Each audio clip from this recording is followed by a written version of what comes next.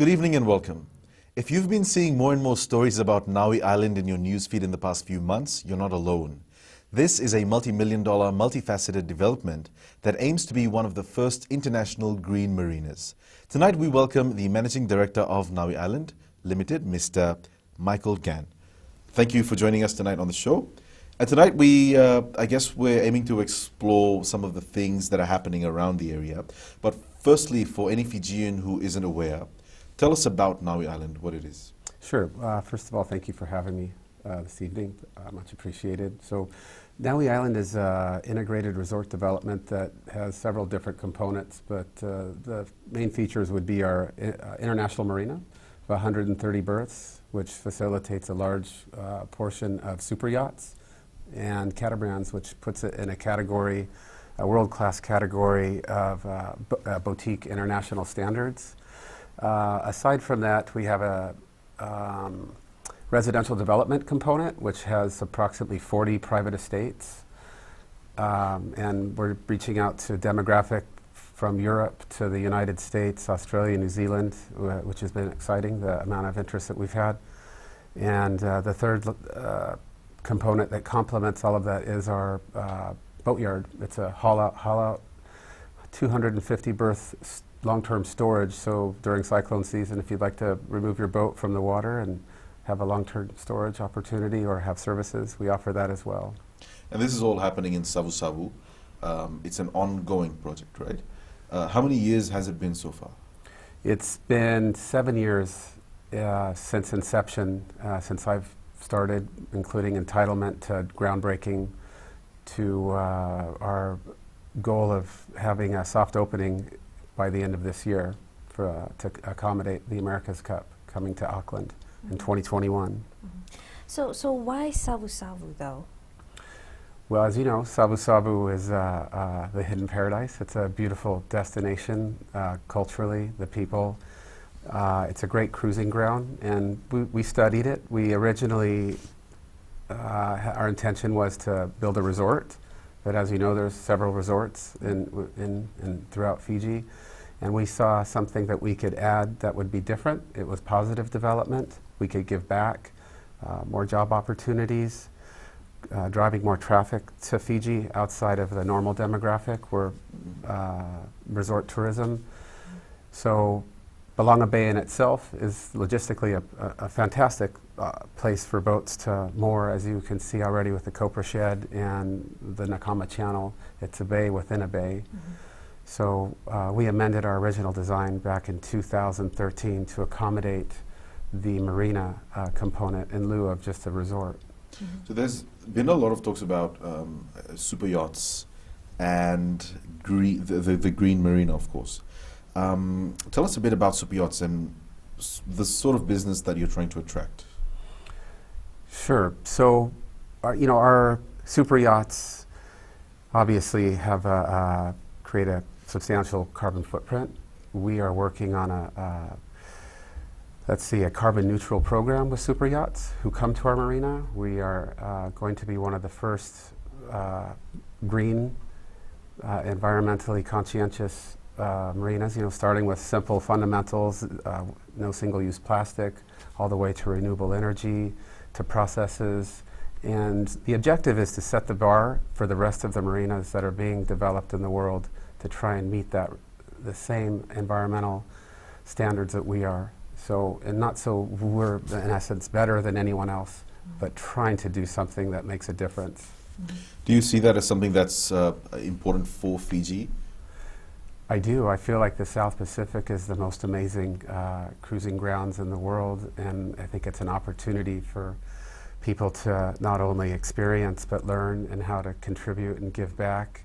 And as you know, Fiji is well, there's quite a bit of tourism in the West. The North hasn't been exposed, and this is an opportunity to provide exposure and positive growth, income in a positive way.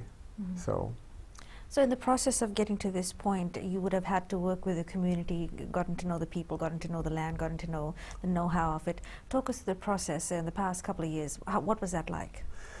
Well, we've had several, going back 7 years, several public awareness meetings where we have included the public. In general, we have the support of the majority of the community, especially the Fijians. There are expats, of course, who have come to Fiji who love it for what it is, and unfortunately, growth it's part of our culture, and what we'd like to do is keep growth positive, and with if minimize our carbon footprint.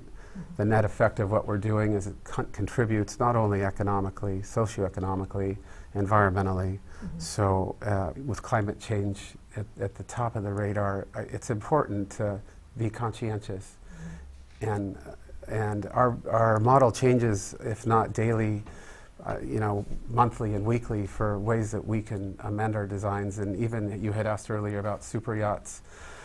The market has changed. Catamarans are now being built 100% solar powered. So we have changed our berth mix to accommodate 20% more catamarans. Similar circumstances are being applied to design development for super yachts.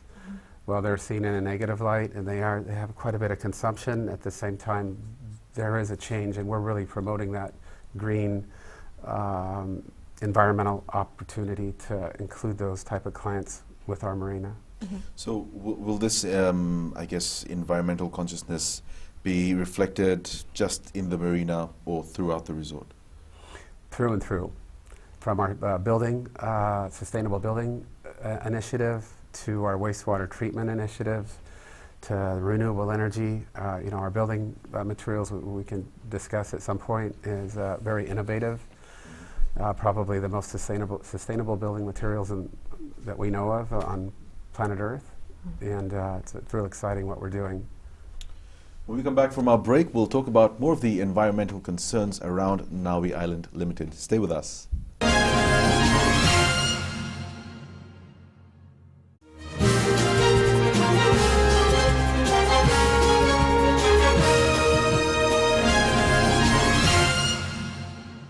So moving on with the discussions about Naui Island and some of the environmental concerns. I mean, there were some issues that you faced when the development first started. We could cite rising public concerns about the environmental management process, and there was even a petition against the deforestation that was taking place. So what was this all about, and how did you manage to resolve it?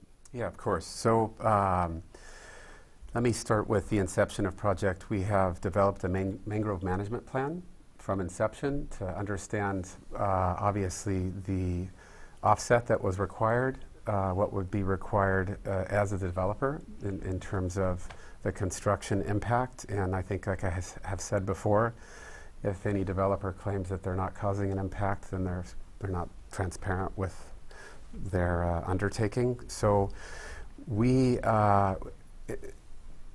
including our mangrove management plan, my wife, Cassie Gann, who is also a school teacher and very conscientious of the environment, and she started our mangrove initiative 4 years prior to even breaking ground, 4 years prior to any of the EIA or CEMP requirements.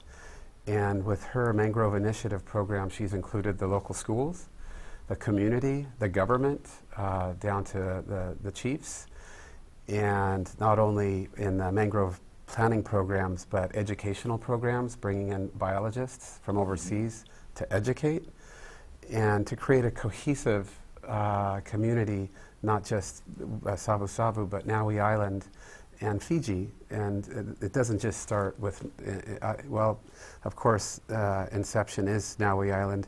We plan to carry this forward throughout Fiji with our mangrove rehabilitation program.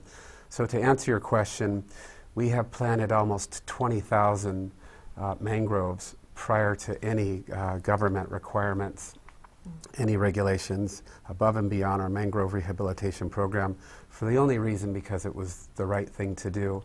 And we have an 85% success rate, which has been documented and published as the highest success rate recorded in the world. So just earlier this year, you had another mangrove planting session that took place, if I'm not wrong. We did, yeah, yes. We did, and this included consultants, some of the shareholders, the community, government officials. So we take every opportunity periodically, just once a month my staff will go out and we'll plant anywhere from 100 to 1,000 mangrove seedlings on the at low tide. There's a large, I think it's about a 6-hectare area that we continue to develop and we monitor, and we, unlike any other construction company or developer that I know of in Fiji or really in most of the world, we have a marine biologist who is an employee of our crew, who makes sure that not only we are doing what's right, we can stay ahead of the curve, and that includes coral transplant programs. So below water, above water, on land, we really are trying to do we're trying to do what's right for our project and for what's right for Fiji. Mm-hmm. So before we move on, I'd like to talk a bit more about your environmental management process. I mean, the behind the scenes of it. What's the, I guess, the process behind it? And you mentioned a lot about offsetting the environmental impacts. There are other, forms of development that during the construction process, they aim to limit the impact itself rather than offsetting later on. I mean, so I just like to explore the process that you undertook. So that would be in terms of constructability, or as far as the management aspect of it, and what your outlook is for stuff like this. So as far as our consultancy team, we just to establish, like, we're using Dr. Dick Watling, who's well respected, and also Dr. Shamid, who's our coastal processing engineer. And we've been collaborating with our in-house marine biologists and other specialists to look forward to see what the impact projections are and what we can do to offset that in terms of a carbon neutral initiative now. And obviously, as we move into the critical path of the project and the vertical construction, when we're finalizing the dredging, it'll be difficult to keep up with that. But it's good to not only recognize what we can do, but what we can't do now, so we can program that for future initiatives. Mm-hmm. How many mangroves have you planted so far? We're close to 20,000 mangroves. Yeah. Looking forward, of course, there's no such way of getting anything done without having something negative. Have you faced any setbacks so far while you were continuing on with these processes? There's been, of course, there's been a little bit of pushback from the public, and which is normal, and I think it's healthy. It's good to get feedback from the public, whether it's negative or constructive criticism. It's good to understand what their concerns are, not only in a sense that we can mitigate issues that we may not be aware of, but at the same time be able to help. Would you be able to tell us maybe a couple of the issues that came up, and maybe if you were able to deal with them? Of course, yeah. So I think that obviously there was a percentage of mangrove removal that was required within our marina basin, and that gave us the opportunity to share part of our initiative that most of the individuals who were opposition to the project at that point in time, so we could educate them in exactly what it is, what we were doing, and what our initiative is, and not only in terms of offsetting the carbon footprint, but what our initiative is in terms of sustainable building, our processes moving forward, how we're going to operate the business, how we can set the bar, and not only for Fiji, but for the rest of the world. So you mentioned earlier that you also included the local communities in some of the development. Is that to promote a better understanding? Is that the sole purpose? Well, yeah, of course we want them to be involved, to include the community, to be there's a symbiotic relationship with the community and our project, and we have really, we pride ourselves on using local resources and staff. And I can say that our entire staff is Fijian, and with the exception of me. But in the north, resources are limited, but I think we've done a fantastic job with the team that I have, and including the community and their support. It wouldn't have been possible without them. Mm-hmm. Stay with us. We'll be back after a short break.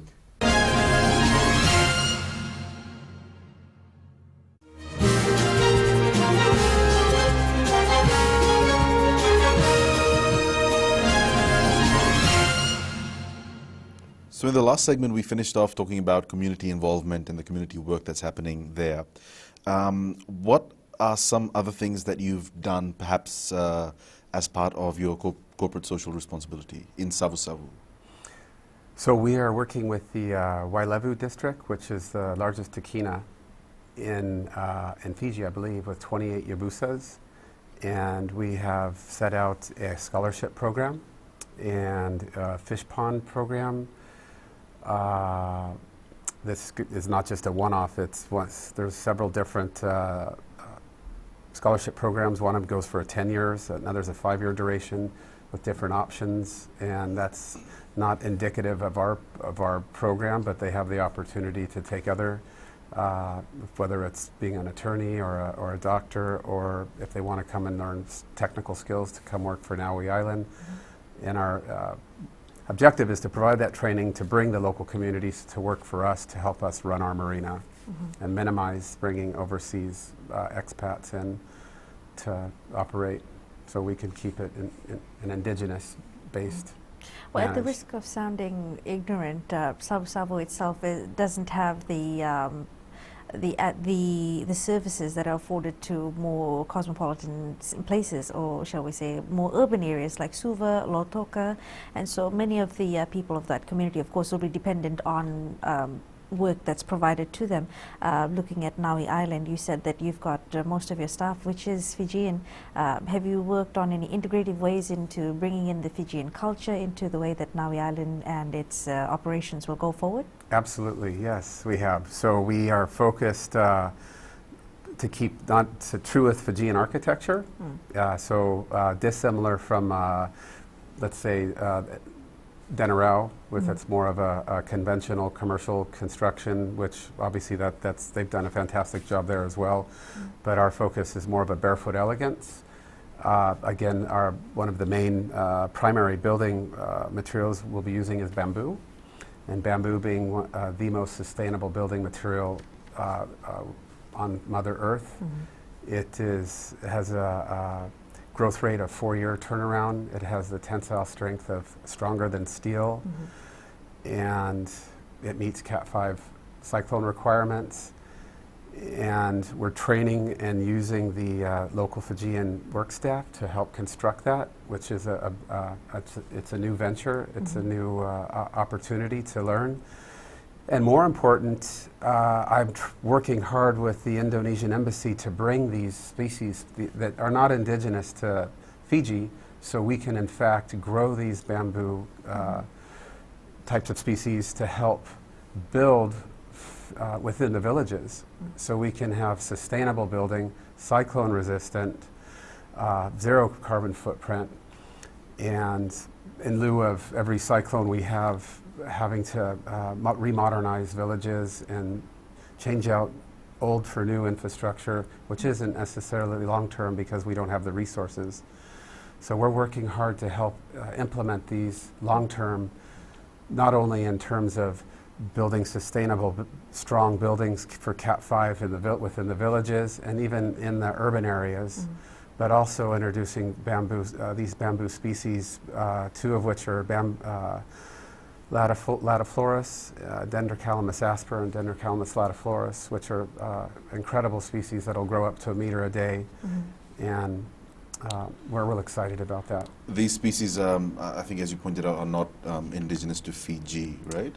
They are not, no. So at the moment, the development taking place with the bamboo, is the bamboo imported, or is it grown locally? It is imported. It's imported. These species come, unfortunately, Bulgaris is the only bamboo species in Fiji, and that's not, it doesn't come of the same composition. It doesn't have the strength or the chemistry of the right bamboo to build and sustain for long term. So the idea is, yeah, so we will be importing from Indonesia and from Vietnam and the Philippines, but in the interim, to run parallel to that is to start this program where we can actually start growing these species in Fiji.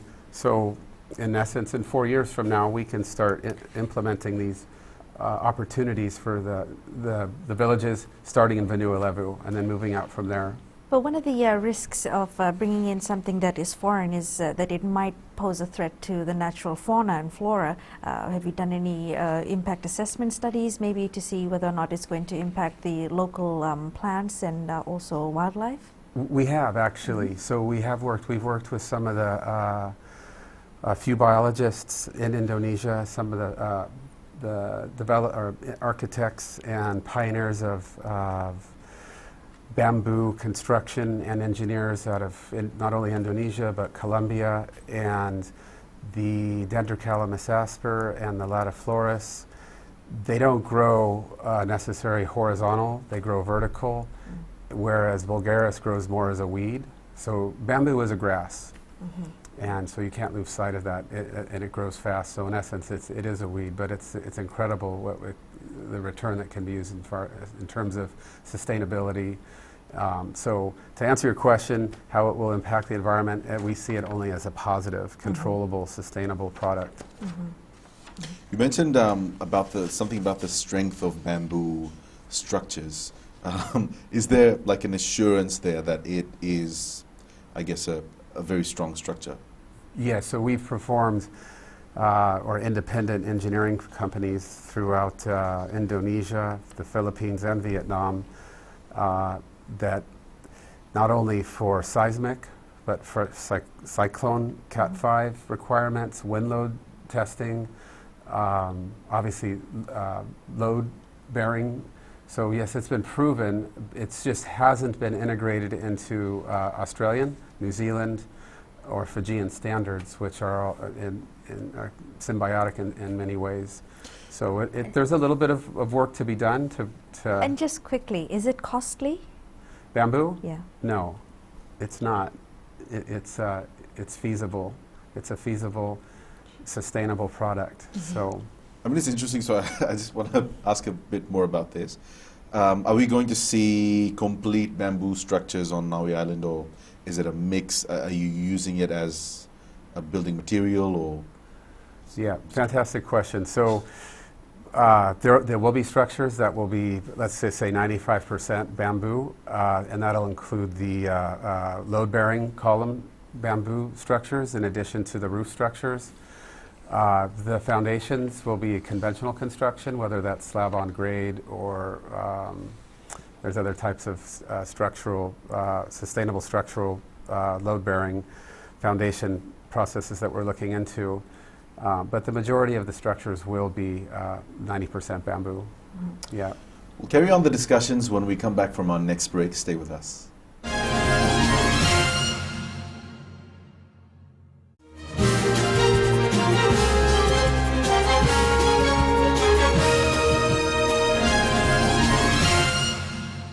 So you mentioned in the last segment that bamboo hasn't been incorporated into building standards of Fiji, Australia, and New Zealand as a building material.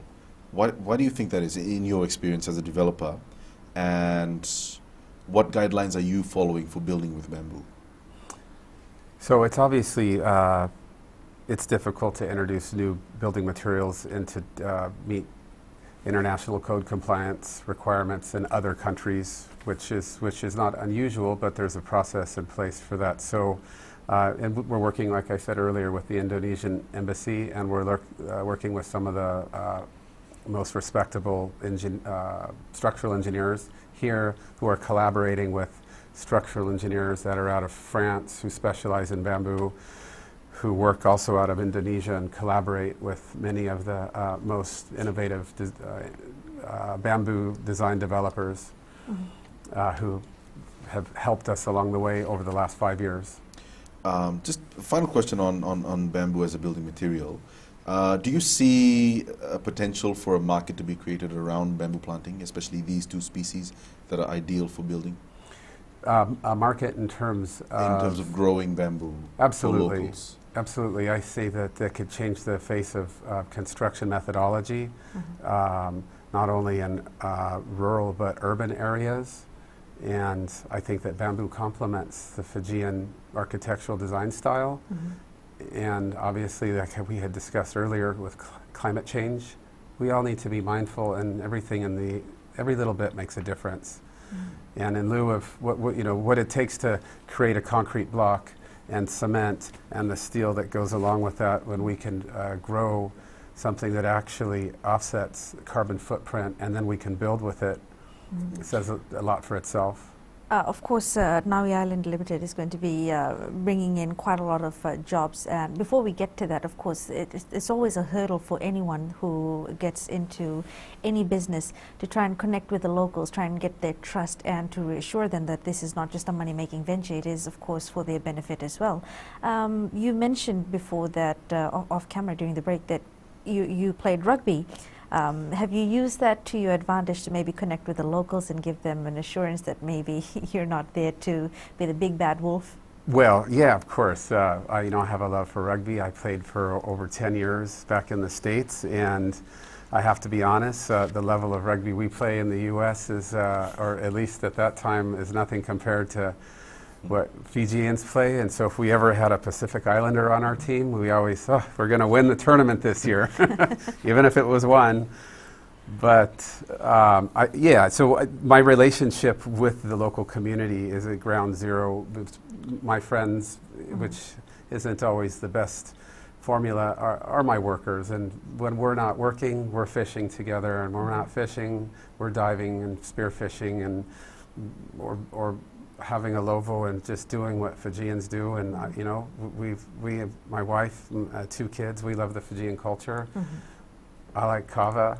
It seems to be a real good fit for us. And the North obviously is quite a bit different, in my opinion, than the West in terms of development. And obviously there's some challenges as far as educated or skilled labor. I've had probably 50% of my staff I've had with me since inception. They've worked with me, they've grown and learned. I've taken the time and trained and technical training, and I believe I've earned their respect and trust, and they've communicated that along the ways to their other family and friends and community, and so it's helped capitalize in a good way for all of us. And I guess that's one of the great advantages of having, tourism developments like that is job creation, right? What would you say about job creation because of this development in and around Savu-Savu? Yeah, there's a lot. We could talk about that the rest of the day. So as far as socioeconomic opportunities and growth and options, in my opinion, there really is nothing in the North.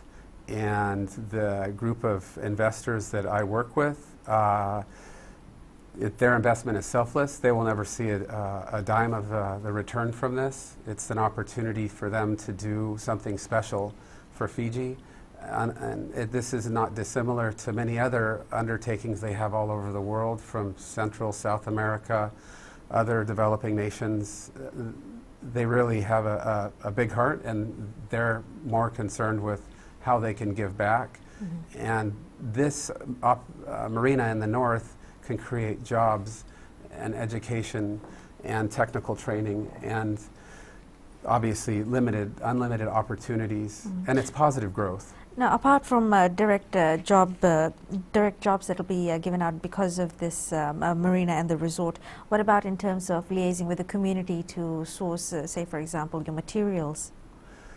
So in materials in terms of conventional construction materials? No, for the resort's purposes, for the function, say for example for food, for basic cleaning services, for any sort of job creation outside of direct employment from Naui Island. Okay, so what we're offering is, the local community is, we're offering technical training through the programs that USP may offer, or the other technical programs that we can give them, hotel management, which in essence would translate to what we're doing, because it's a customer service-based business, and running a marina is a specialty business, which is, it's exciting, it's interesting, and the demographic that will be coming will be quite a bit different than the demographic that would come to a normal resort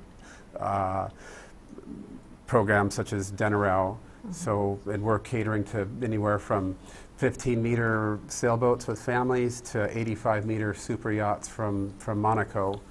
So, there's from operating the marina to all of the ancillary businesses, from fishing charters to eco trips to village trips to diving, sunset cruises. So that it's infinite, and the spill off onto the mainland, as far as business and resources, will be exponential. But you're planning this without the risk of losing that idyllic charm that Savu Savu is well known for.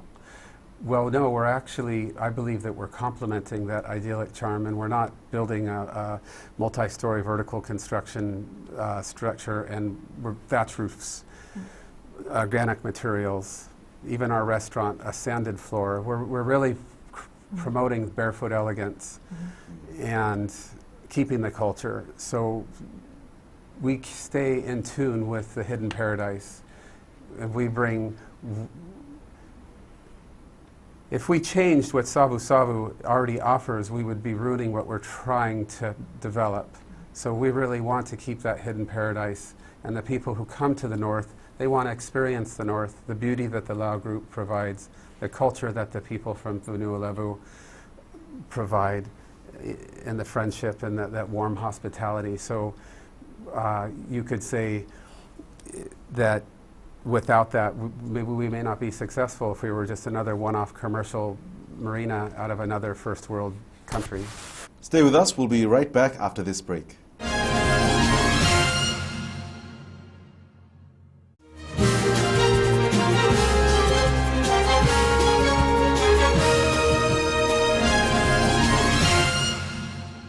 Let's talk about this investment in general.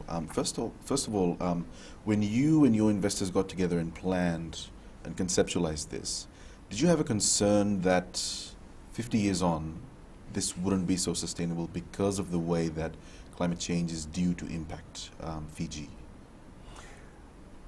When we first engaged the project, this would be going back to 2010, climate change wasn't such an issue of contention that it is now. So we have amended our design in terms of the civil to the vertical to the processes to facilitate our concerns with climate change. So we have planned for that, and that also we've integrated into setting the bar to help educate other marinas to follow our lead is how we can give back. In your experience, does the potential effects of climate change affect investor confidence? I think it's a concern of all of ours, especially for those of us who have children, and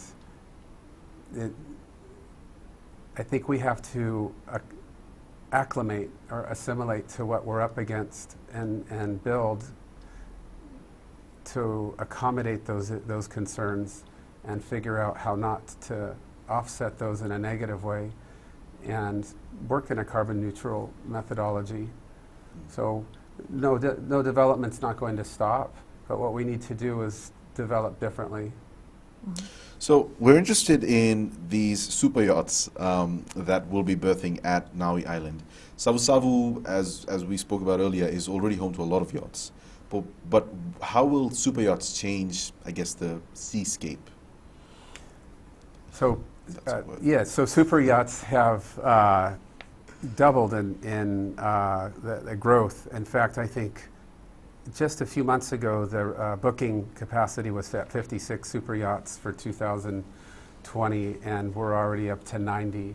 And the America's Cup, being hosted in Auckland starting January 2021, is a big driving force that we didn't have when we started our project, but it's a fantastic opportunity for our marina, for Fiji, and more yachts come to Savu Savu than any other destination in Fiji. They arrive, to quarantine within Savu Savu. We have the accommodations to check boats in, and then from there they'll move on. So the Lau Group being our gem right next to Savu Savu is a fantastic opportunity. So these super yachts can not only stay in our marina, and we are the only cyclone-rated marina, I believe, within the South Pacific, and we've gone through extensive engineering measures. So unlike every other marina in Fiji and most of the South Pacific, and I would say even into Auckland and Sydney, there's very few. So we're one of a kind, and we can host these boats year-round. So So super just yachts are looking- yeah, I mean- notorious for being owned by billionaires or millionaires. And do you see these owners having an impact on Fiji's economy? I If see. so, how strong an impact? In a positive way, of course, yes. The spend on these super yachts is exponential, and it's changing every quarter. I know just the last survey was $60 million of revenue that was brought to Fiji in 2018.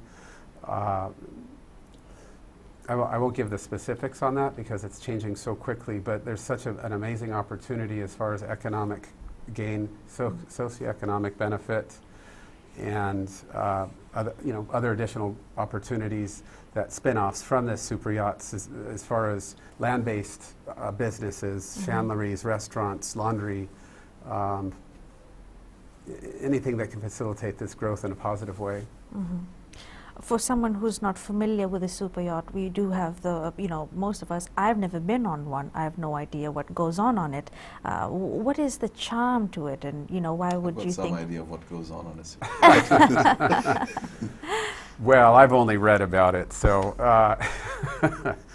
yeah, I think it's a different experience than my wife and I. We were yachties for many years, and I grew up on the ocean, and I lived in the South Pacific as a boy, and I spent time in Tonga and Tahiti and the Hawaiian Islands, and I've been on boats my entire life. So, and I haven't spent very much time on a super yacht. I did actually, in fact, sail from Tonga to the Bay of Islands last year on a super yacht, which was an opportunity. That was I was on a sailing boat, so which was really nice, and not necessarily a motor cruiser. So it's a different experience altogether. So the boat that my wife and I lived on was a 42-foot sloop, and again, that was a fantastic experience culturally to see other countries, a different perspective, not coming in on an airplane, and I think it really helps us understand culturally, not just necessarily Fiji, but other countries when you arrive in a boat. So, yeah. How many of these super yachts will you be able to handle at the marina? Our marina, the largest super yacht, will be 85 meters. Two of those down to 70, down to 50 meters. So to answer your question, in total, it's approximately 20 super yachts in total, which is a pretty large capacity. So we're, as I mentioned earlier in our discussions, we're accommodating to super yachts and to catamarans, which we're more of a boutique marina in that sense. So we've looked at the environmental impact, we've looked at cultural significance that you are also keeping in mind, impact on socioeconomic activities and also the community. But just lastly, to wrap things up, looking at health and safety concerns, of course you've got super yachts coming in from all over the world. Are you working with FRCS to ensure that border protection is there, that there's nothing illicit coming into the country? We are in fact, we're working with Gulf Marina Management, who is Andrew Chapman, who is the chairman of MIA, which is the largest marine institute in Asia Pacific. And from OHS to compliance to processes to environmental conscientious programs to those are what we discussed, ensuring that illegal activity is eliminated, if not mitigated. So all of those are taken into consideration, and we certainly don't want to introduce any of that. So going back to the super yachts, I'd like to just make a point. We are also working with David Jameson from Yacht Help, and he is spearheading a carbon neutral program for super yacht owners. So obviously these yachts come in, and there's no doubt that they burn fuel and They do have a footprint, but we're working, especially with David Jameson's help. He's very innovative, and he's an integral part of the yachting industry in Fiji, and he's concerned with it's part of his business, but at the same time, he's trying to make it right. So, and Fiji Development Bank is our partner. Again, staying with the local establishments. They've been very supportive. They understand our initiative, and whatever they can do to facilitate what we need moving forward in our initiative, they've been supportive. So I think it's been a really interesting session today. We managed to talk about this amazing development that is environment/climate centric. We wish you all the best, and thank you for joining us today. You bet. Thank you so much for having me. And that's all we have time for on the show tonight. Thank you for joining us. Have a great evening.